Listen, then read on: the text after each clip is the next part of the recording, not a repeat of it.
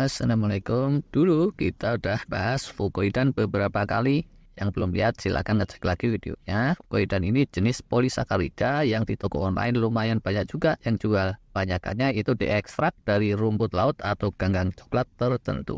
Oleh para peneliti terkini, dia dinilai memiliki beberapa potensi untuk jadi suplemen anti penuaan untuk awet muda, atau lebih spesifiknya ya, dia itu pertama ngencengin sirtuin, khususnya sirtuin 6. Kita udah pernah ulas. Sirtuin ini menurut pakar kayak Dr. Gorbunova merupakan satu faktor penting untuk umur panjang dan atau rejuvenation alias peremajaan sel-sel. Lainnya itu, fukoidan cenderung bisa membantu tubuh kita mengatasi senescent cells, sel-sel yang udah meleot, baik sebagai senolitik atau agen yang secara selektif rontokin sel-sel senescent tadi, ataupun sebagai xenomorphic atau agen yang menetralisir racun-racun yang diemisikan oleh sel-sel senescent. Fukoidan ini punya efek anti kanker juga. Ada sejumlah testimoni menyebutkan fukoidan ini lumayan oke untuk meredam dampak buruk pasca kemoterapi. Dan seterusnya, kalau mau lebih ilmiah, di YouTube itu seabrek soal fukoidan. Di toko-toko online kita, ekstrak ganggang coklat yang tinggi fukoidan itu dijual macam-macam. Ada yang sebagai obat untuk memperkuat pencernaan, kebanyakannya itu. Ada juga yang untuk meringankan penderita kanker, dan ada yang untuk suplemen anti penuaan juga. Nah, tapi yang menarik hati saya dulu itu ada yang testimoni ya, yang bilang fukoidan itu bisa meredakan flu yang agak berat. Nah, udah lupa dulu itu orang mana, boleh luar negeri lah pokoknya. Nah, sebulanan yang lalu, waktu saya kena flu berat, saya ingat tuh sama testimoni tersebut. Saya nggak pernah minum obat flu macam-macam kan ya, pas badan nggak karuan, terus kepikir juga untuk iseng. Saya minum fukoidan 100 mg. Ternyata apa coba? Besoknya saya lumayan kaget loh dengan kemanjurannya.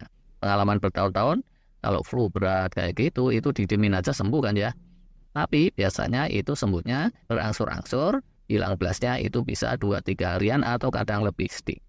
Weekend ini kemarin, anak saya juga ikut eksperimen tuh, minum fukoidan. Sabtu sore gitu, hidungnya meler pilek, lumayan kenceng, diminumin fukoidan besok paginya bangun tidur, cukup nyata juga bedanya.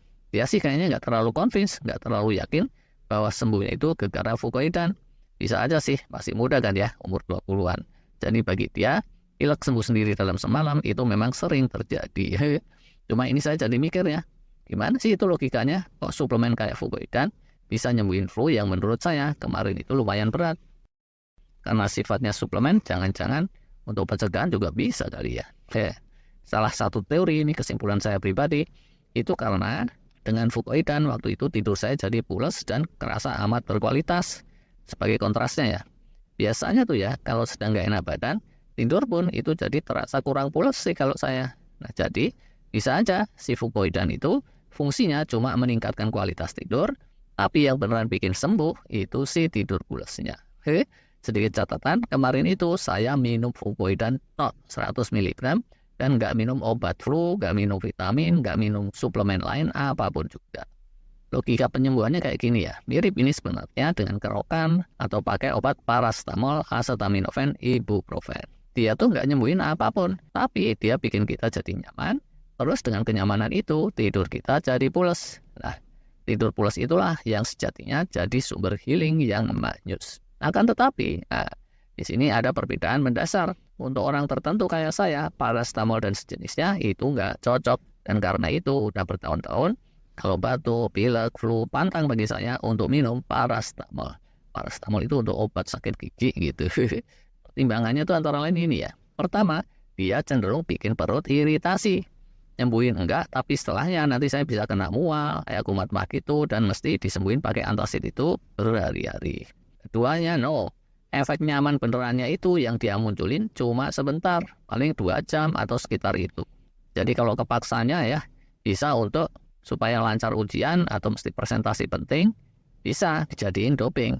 Tapi kalau diharapkan bisa memberikan kenyamanan sepanjang malam, rasanya itu mustahil. Ketiganya, dia itu punya efek nurunin panas tubuh. Nah, padahal keyakinan saya, supaya virus bakteri itu menyingsing berguguran, suhu tubuh mestinya dinaikin, bukan diturunin. Keempatnya, ini berdasarkan penelitian nih kali ini. Bahan-bahan kimia yang ada di obat-obatan kayak gitu, buruk pengaruhnya terhadap mitokondria sel-sel. Padahal mitokondria ini baterainya, sumber energinya, sel-sel tubuh kita, untuk melawan penyakit atau mendukung aktivitas apapun juga. Kelimanya, ini hasil penelitian juga, obat-obatan kayak gitu pengaruhnya terhadap gut microbiome, mikrobiota di perut, itu bukannya bagus malah jelek. Padahal gut microbiome ini penting untuk ketahanan hidup kita. Paling nggak ada 5 itu tuh jeleknya si paracetamol dan sejenisnya. Bisa lagi ada yang lain. Nah setelah saya pikir-pikir, Fukui dan si gangga laut tadi itu beneran punya potensi yang mirip tapi tanpa efek sampingnya. Silakan aja nih kalau ada yang mau teliti. Pertamanya, dia itu nggak bikin iritasi pencernaan, bahkan sebaliknya. Yaitu kan diiklan-iklanin sebagai obatnya saluran cerna, ya kan? Keduanya, walaupun nggak ada rasa fly seperti saat paracetamol merasuk, tapi Fukoidan itu kemarin bisa bikin saya tidur pulasnya semalaman, tercatat di smartwatch saya, deep sleep-nya mantap, REM sleep-nya pun mantap. Ketiganya, dia nggak nurunin suhu tubuh, naikin juga enggak. Terus, Fukoidan ini kayaknya juga tidak berdampak buruk sama mitokondria dan gut microbiome. Jadi gitu deh. Tapi lah ini catatannya. Ini baru sekali kejadian. 2 kali kalau yang anak saya tadi dihitung, atau 3 kali kalau si bule yang testimoni dulu itu dihitung.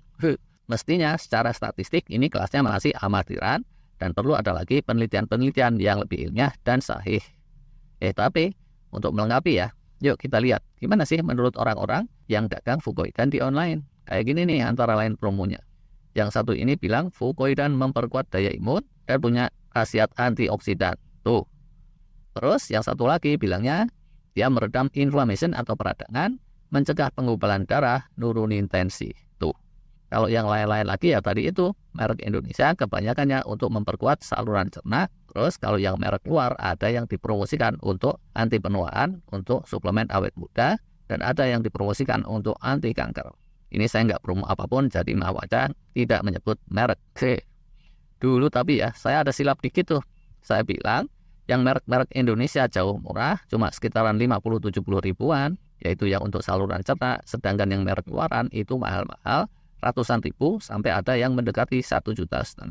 Ternyata kemarin pas saya teliti lagi, hitung-hitung yang 1,3 jutaan itu emang sih mahal, tapi botolnya gede, kapsulnya ada 180 biji, jadi per kapsulnya 7 ribuan. Sedangkan yang merek Indonesia 70 ribuan tadi isinya cuma 10 kapsul alias per bijinya 7 ribuan juga.